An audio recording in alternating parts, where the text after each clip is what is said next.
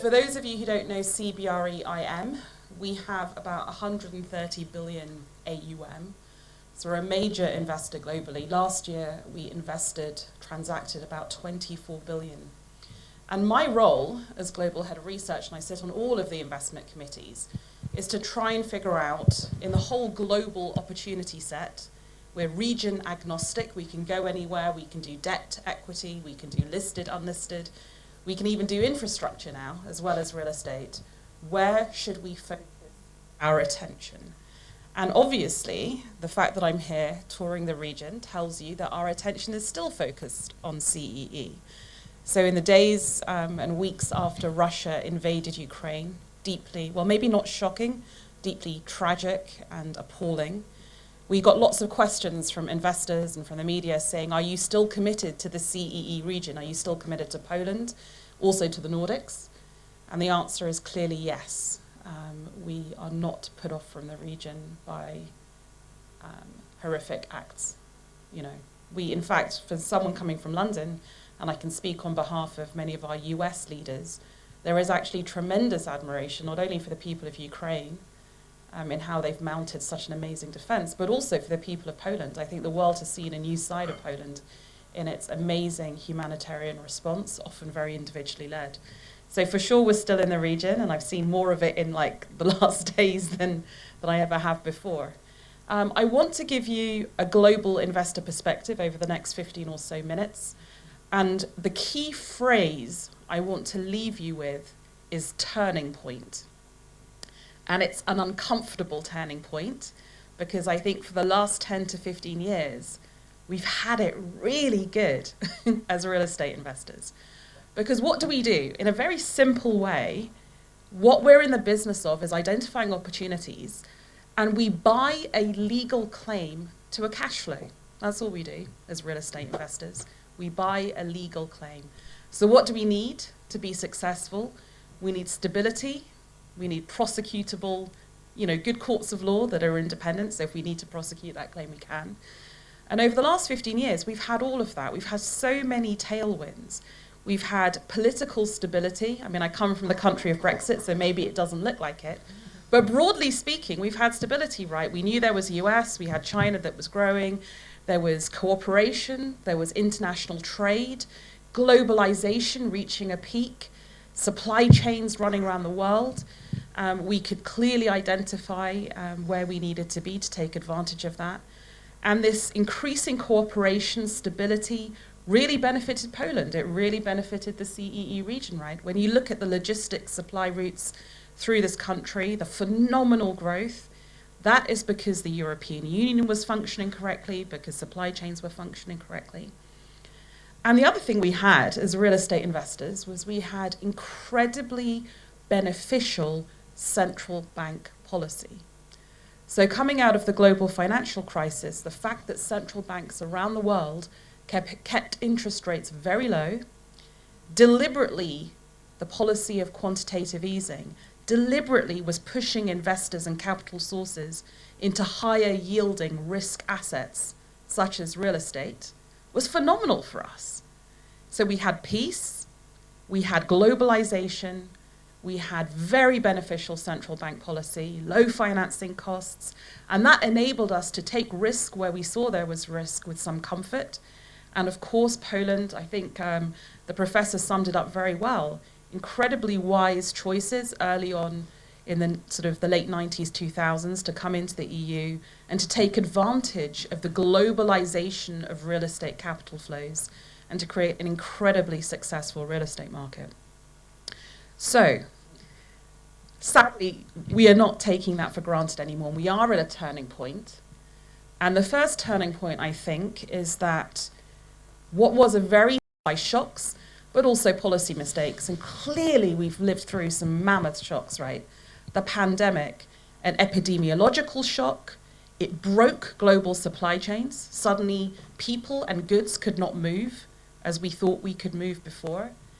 And it was also a behavioral shock, right? It made us consider wellness again. It made us consider, do I need to be in the office? Do I need to fly around the world from an ESG perspective to meet a client? So a huge shock. I think history will tell us if we have then policy mistakes. Looking at the inflation rates now, I would say that many of us economists, myself included, so I stand here in humility, and at central banks made a mistake, but most thought that inflation would be transitory. We underestimated completely how many people had permanently left the labour market, early retirees, women in particular. And we underestimated how the lack of mobile international labour was going to impact the labour market. So we now find ourselves with an inflation problem. And as the professor said, Poland potentially with 15% inflation by this autumn. That's challenging for those of us who are real estate investors. So I think, this picture of Benjamin Franklin, who appears on one of the American currency notes, like head in hand, this was the Economist front cover last week. And the headline was "The Fed That Failed," the central bank that failed. But I don't think it's just the Fed. I think it's just economics in general. We really underestimated the persistence of the inflation problem. So recession risk is rising. That is the case. And as the professor said, if in Europe in particular, we have real disruptions of gas supply and gas prices have already gone up radically on the back of Poland being cut off from the Russian gas supply, that is a risk we need to take into account. The second risk, policy mistake, I don't know, is China is running a zero COVID policy. And this is not going to end soon because there is a major party conference in October, November this year. It's a big anniversary for the Communist Party of China. And President Xi wants there to be no COVID flare-up then, so he's going to keep things locked down for this year. And this is a picture of the port of Shanghai. You can see some boats. There's another really good aerial one we have of all the boats outside of Shanghai waiting to undock to get rid of their cargo.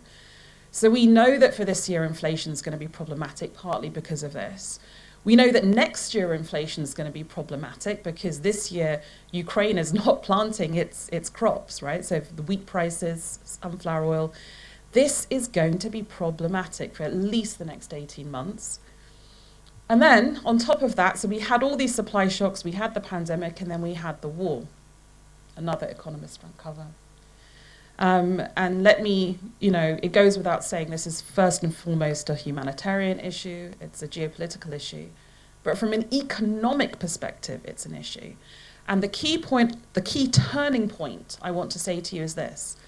Up until the war in Ukraine, we knew that if we invested in a territory, we owned that property, we knew that there was a global supply of capital, that credit markets worked, banks worked.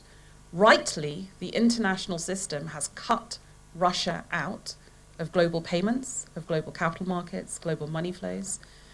And we have seen how quickly a country can be left outside and how quickly your assets there can be stranded, right? Now, that doesn't particularly matter to us because we have no holdings in Russia and we applaud these decisions. But we have a lot of holdings in China.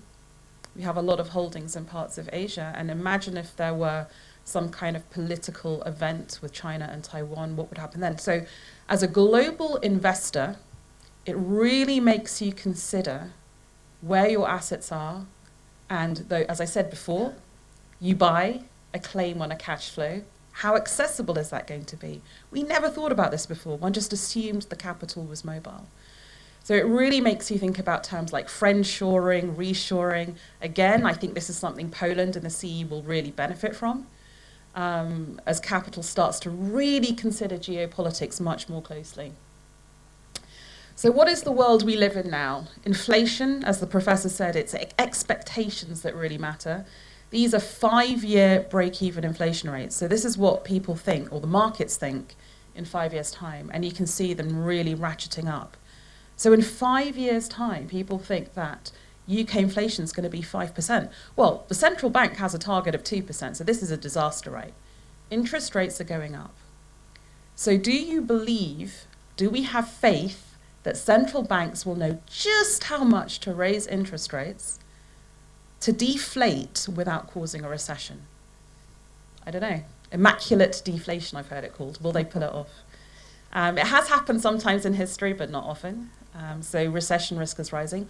Already we're seeing pricing of real estate deals shift because the forward financing cost has gone up. The financing cost has gone up. Some capital is going to drop out. This is going to impact real estate capital flows. It's going to impact pricing, and we can see it already in the deals that we're doing. Here are the bond yields. I put Poland on here. You can see that sharp climb up. It's kind of in advance of the war as markets starting to price in interest rate rises. But they've really gone up. And everything we underwrote a month ago is now being re-underwritten. And the IRRs, the forward IRRs have fallen, and some deals we were going to do, we will no longer do. So even without a recession occurring in Europe or in the US, China's probably already in a technical recession because of the lockdowns. Even without a full-blown global recession, this is just going to mitigate and soften capital flows because the IRRs are going to come down. And obviously, if you're a true capital source sitting there with fixed income, equity, and real estate investments, well, your fixed income investments just fell in value by 20% because we're in the biggest bond market sell-off in 30 years, as I say on this chart. And your equity investments, especially if they're oriented to tech, have also fallen. So you're overweight to real estate anyway. So this is a very different environment.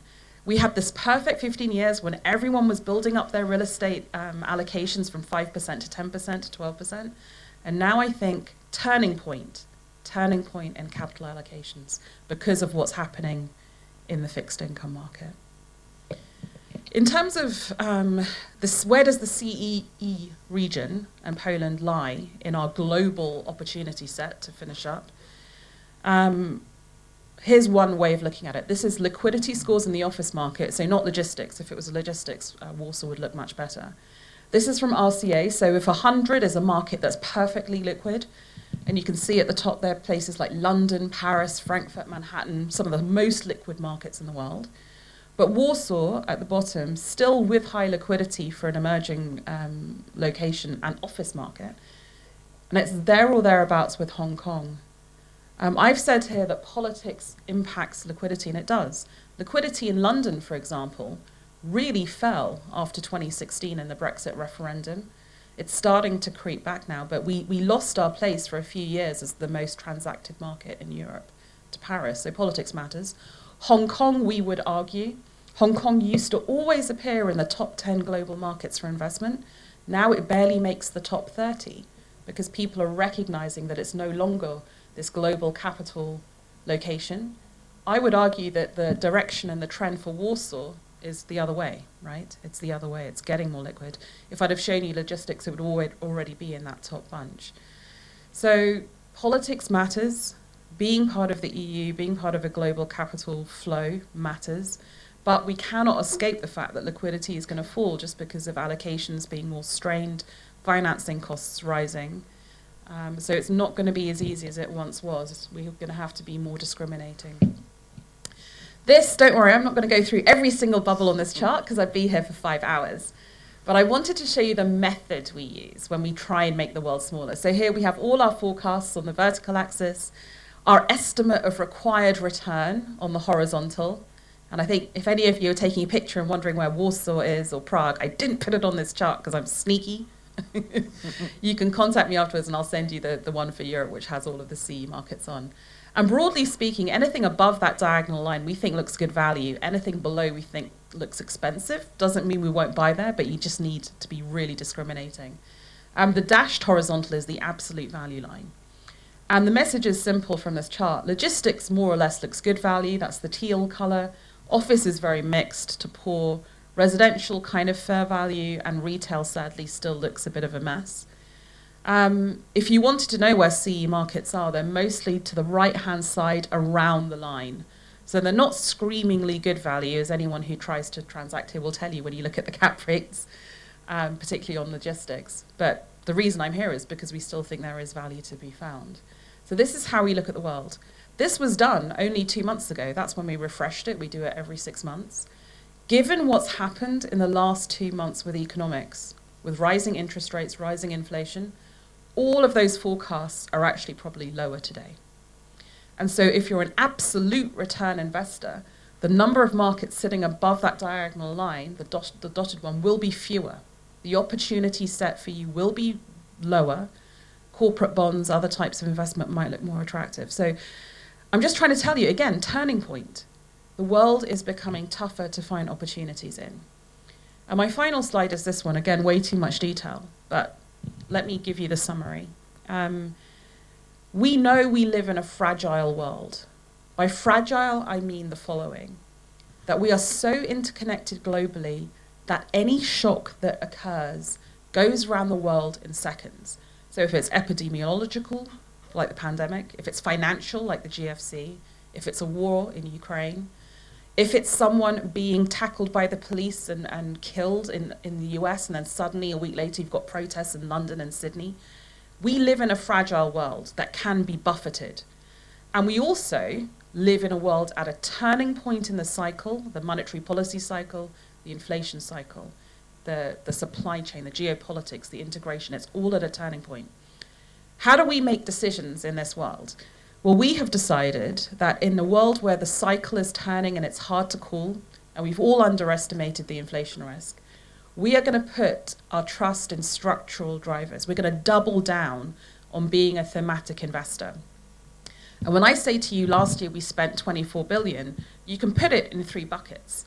One bucket is logistics, so structural growth, build and buy modern logistics. One bucket is residential, which includes all the alternative residential types, so student housing, senior living. And the other bucket is kind of on the right-hand side of the slide, and that's basically next generation, new economy sectors, so life science, medical office, lab space, tech space. And I would say, if you're looking at this region, it offers us opportunities in all 3, which is why I'm still here. Logistics, the premier logistics hub in Europe is this country. So if we're putting a third of our money in logistics, for sure we're going to be in Poland. Residential, emerging opportunities. And I saw a little bit of the emerging sort of build-to-rent sector, the build-to-own sector. I mean, it's very nascent here. It's very nascent in a lot of Europe. It's as nascent in the UK. So there are some interesting opportunities, catering, as that opening video showed you, to an ambitious, aspiring middle class. And then the next generation technology is also very interesting. You know, fantastic workforce, highly educated, lots of lab tech type opportunities here. So we continue to be a thematic structural growth investor. We are very aware that we're at a turning point, I'll say it again, and that life is going to be harder from a political, from a macroeconomic perspective. But when we look at what we want to buy, and we still are very committed to logistics, residential, new technologies, certainly the CE region continues to provide opportunities in all 3. So thank you very much for your time. I'm going to be here all day, so if you want to discuss any of it further, please do come and find me. Great, thanks very much. Thank you, Sabina.